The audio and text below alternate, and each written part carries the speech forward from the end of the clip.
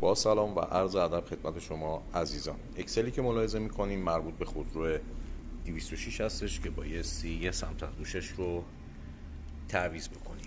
از اونجایی که پرس ما کوتاهه بایستی این بازویی رو درش بیاریم و بعد بوشمون رو در بیاریم و تعویضش بکنیم. ولی اگر پرستون بلند باشه نیاز نیستش که بخواین بازویی رو در بیارین، همونطوری میتونین بوش رو در بیارین و خود بازویی هم جداش بکنین.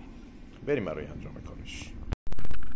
قبل از در آوردن بازوییمون حتما اندازه این قسمت رو حتما بایستی بگیریم، از نوک بوشمون تا لبه بازویی، و بعد از در آوردنش بوش نومون رو به همون اندازه بایستی جا بزنیمش.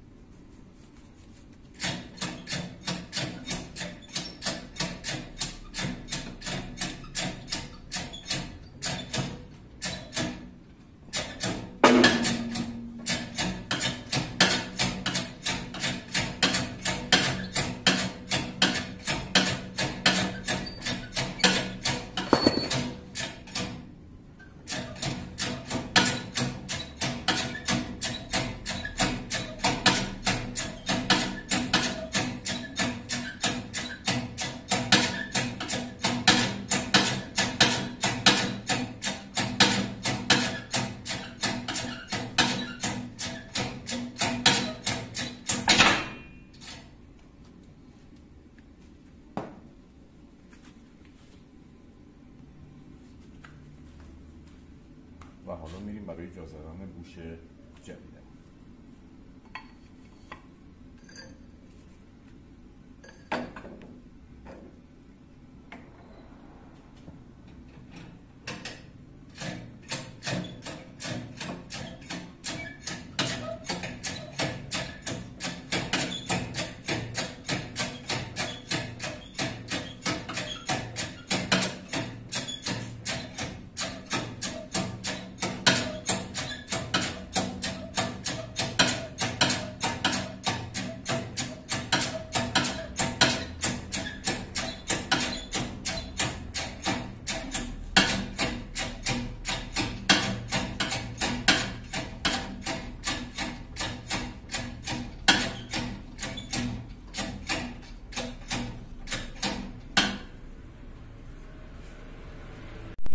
حالا باید بوشمون رو در بیاریم. فقط یه مشکلی که هست اینه که دو طرف بوشایی که روی اکسلمون جا رفته سوراخ کوچیک هستش و بایستی یه همچین بوشی رو به این صورت بزنیم بره داخل و جوشش بدیم تا بتونیم زیر پرس درش بیاریم.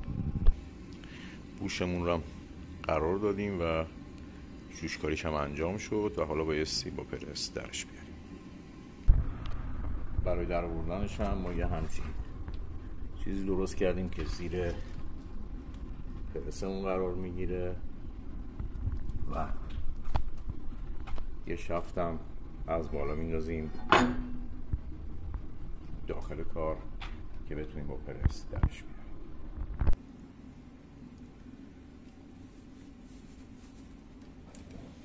و حالا میریم برای گرم کردنش.